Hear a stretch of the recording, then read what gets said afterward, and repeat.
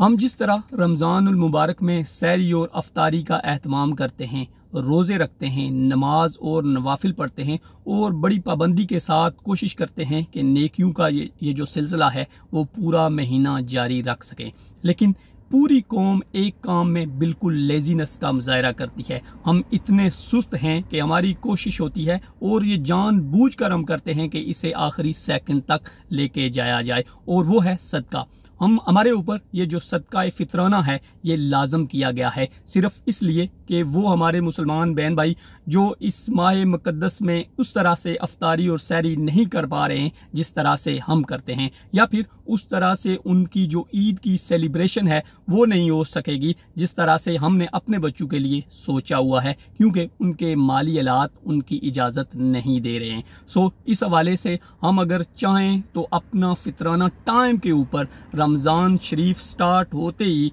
उन हकदारों तक पहुंचा दें ताकि उनकी सहरी और अफ्तारी भी बेहतर अंदाज में गुजर सके। याद रखिएगा, आपका ये दिया हुआ सदका इन लोगों के लिए बहुत सारी खुशियों का सामान बन सकता है और उनके लिए बहुत सारे जो राहत के और सुकून के जो लम्हे हैं वो लेकर आ सकता है। सो कोशिश कीजिए कि इस रमज़ान में अपना सदका ईद से पहले बहुत जल्दी इन लोगों तक पहुंचा दीजिए। याद रखिएगा, इसमें जो सजेस्ट किया गया है वो आपके रिश्तेदार हैं, वो सबसे पहले इस सदके के मुस्तहिक हैं, लेकिन उसके बाद अगर आप इर्द गिर्द के लोगों को किसी मस्जिद में, किसी मदरसे में या किसी और फलाई काम में देना चाहते हैं तो ये आपकी अपनी इस्तिस्ना है। इस उम्मीद के साथ कि आप इसके ऊपर काम करेंगे और इसके ऊपर ज़रूर सोचेंगे। इसमें कामरान सफ्तर क्या नहीं।